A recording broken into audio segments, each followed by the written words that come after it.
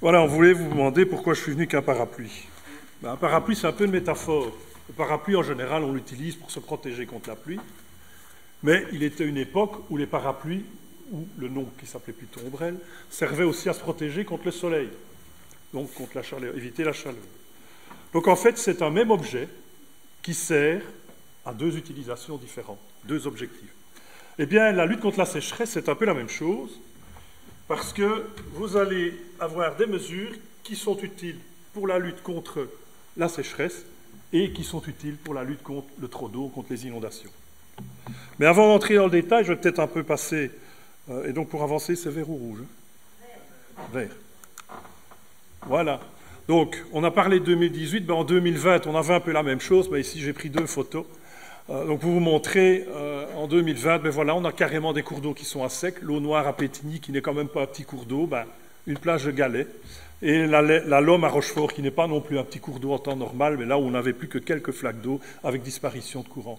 Donc, on doit s'attendre dans les années à venir à avoir effectivement des épisodes de ce type-là, et aussi donc des épisodes extrêmes, comme on pourrait aussi avoir, puisque ce n'est pas d'année en année, on n'a pas toujours la même chose, l'année passée était la preuve, donc des années où on aura plutôt des fortes pluies.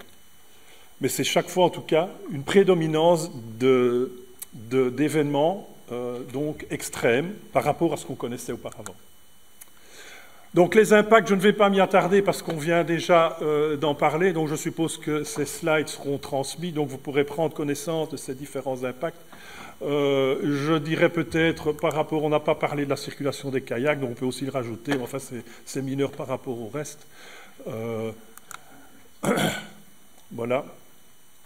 Mais alors surtout, ce qui risque d'arriver plus tard, c'est une multiplicité d'acteurs qui seront demandeurs d'eau et qui vont nécessiter, et cela va nécessiter éventuellement des problèmes d'arbitrage. Bon, j'espère que, évidemment, ce ne sera pas dans l'immédiat, et j'espère qu'on n'aura jamais à le connaître, mais en tout cas, c'est un risque inhérent.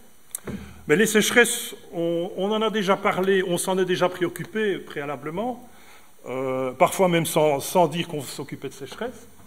Donc, au niveau national, il existait le plan national d'adaptation, qui a été décliné par des plans wallons et Climat, donc gérés par nos collègues de l'AWAC, donc Agence wallonne de l'air et du climat, et qui a développé d'ailleurs un outil qui a été remis à jour en 2019, qui s'appelle Adapte ta commune, dans lequel vous avez des propositions de mesures que peuvent prendre les communes en matière de sécheresse, d'inondation et d'autres problèmes liés au changement climatique, et aussi un outil qui leur permet d'évaluer leur vulnérabilité au changement climatique. Donc, lorsqu'il y a des crises, nous disposons d'une cellule sécheresse au niveau du centre de crise régional, donc le pilote et le centre de crise, qui est composé d'une série d'intervenants, les cabinets, les administrations, Aquawal, la Société Wallonne des Eaux, INACEP, donc les producteurs d'eau. Le commissariat général au tourisme est également invité. Et donc, le but de cette cellule, c'est de suivre les épisodes de sécheresse et la prise de mesures, de recommandations sur les usages. Donc, en temps normal, c'est une réunion par mois, et lorsqu'on en arrive en période de sécheresse, donc quand on voit l'indice sécheresse de l'IRM commencer à atteindre les valeurs basses, et bien à ce moment-là, on augmente les fréquences de réunion. Alors, donc ça, ce que je viens de parler, c'est donc la cellule de crise, c'est quand la sécheresse est là. Mais on n'attend pas que la sécheresse soit là pour déjà faire un certain nombre de choses. Et le 14 juillet 2021, c'est une coïncidence malheureuse, donc le gouvernement wallon, en sa séance, a approuvé la stratégie intégrale sécheresse, mais c'était aussi le jour où ça débordait de partout, que ce soit dans la vallée de la Vesdre ou ailleurs en Wallonie. Donc cette stratégie repose sur deux piliers, le schéma régional des ressources en eau, qui vous sera expliqué par ailleurs par un autre intervenant, et notre dispositif sécheresse du SPO-RNE, surnommé DSW. Ces deux dispositifs, en fait, travaillent au niveau de trois axes: l'éco-résilience, l'analyse de la gestion et de la demande, et le renforcement et la mobilisation de la ressource. Et cet ensemble, ces stratégies, représentent un ensemble de 76 mesures et objectifs. Si j'en viens maintenant plus particulièrement à notre dispositif, donc il tourne autour de ces objectifs stratégiques différents, des mesures ou des objectifs opérationnels en termes de gouvernance et de réglementation. Ça, c'est propre au dispositif, parce qu'il s'agit à ce moment-là de prendre des mesures lorsque la sécheresse est là. Il faut prioriser les usages. Donc le travail est en cours pour le moment, et éventuellement associer ces priorisations d'usage à des valeurs de référence en termes de prise de mesure, donc des seuils d'alerte et des zones d'alerte, d'habiliter la ministre à le faire, parce qu'au jour d'aujourd'hui, la ministre de l'Environnement ne peut pas prendre de mesures de restriction. Uniquement les producteurs d'eau, les gouverneurs de province et les bourgmestres dans le cadre de leurs prérogatives en matière de sécurité. Donc la protection de la ressource et du milieu, donc toute une série de mesures, protéger la ressource, comme par exemple les protections de captage, etc., la prise de mesures relatives au captage, donc limitation de prélèvement éventuellement en période de sécheresse.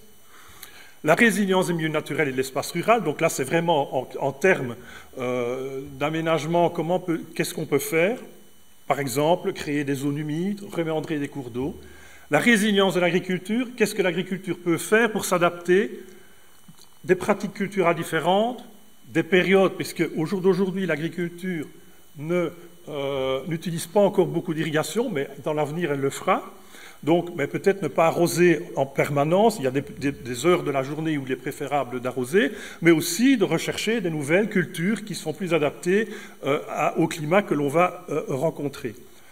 La mise en place de ressources alternatives, donc la recherche de ressources alternatives, comme par exemple des eaux d'exor, donc qui sont issues des carrières. Et évidemment, très important, la gestion des eaux de pluie, donc on en a déjà parlé, éviter le recours au béton. Et alors évidemment aussi toute une partie de mesures relatives à la surveillance et à l'information, donc que ce soit l'information du public ou la surveillance, donc par, je dirais, adaptation du réseau de mesures pour nous alerter lors des diminutions de débit. Alors historiquement, donc, le premier dispositif date de 2018, il représenté par 18 mesures. La version 2, donc, qui est sortie donc, en 2021, c'est 45 mesures objectifs. Donc ce sont en fait des mesures que l'on retrouve dans d'autres plans, d'où mon petit parapluie tout à l'heure. Donc ce sont des mesures, ou une grosse partie d'entre elles, sauf évidemment les mesures de restriction en cas de période de sécheresse, qui sont propres au plan sécheresse, on a dispositif, mais toutes les autres mesures qui sont des mesures structurelles visant à augmenter la résilience du milieu, visant à augmenter la percolation des eaux de pluie, etc., on les retrouve dans les plans de gestion de risque d'inondation, ce sont les mêmes mesures, dans les plans de gestion des districts hydrographiques, comme par exemple tout ce qui est mesures hydromorphologiques, parce que rendre au cours d'eau son espace, l'espace à l'eau, ça veut dire vous créer des zones humides beaucoup plus larges qui augmentent évidemment la résilience du milieu et du paysage face aux sécheresses. Le plan wallon de développement rural, le plan gestion durable de l'azote en agriculture, puisqu'on a parlé tout à l'heure de couvert végétal permanent, donc c'est une mesure qui est aussi importante en tant que mesure structurelle pour lutter et pour augmenter la résilience de l'environnement et l'adaptation aux sécheresses. Yes, we plante, puisque quand vous plantez des arbres, bien quelque part, vous apportez de la fraîcheur au cours d'eau. Donc on a cité l'exemple l'année en 2020 d'une population de moules perlières dans la province de Luxembourg. Les moules où il n'y avait pas de plantation d'arbres en bordure sont mortes. Celles où il y avait des arbres en bordure du cours d'eau ont survécu en s'enfouillant dans le sol. Donc elles n'ont pas dans le substrat de la rivière. Donc le programme forêt résiliente et alors l'aménagement foncier rural dont on va vous expliquer un exemple tout à l'heure.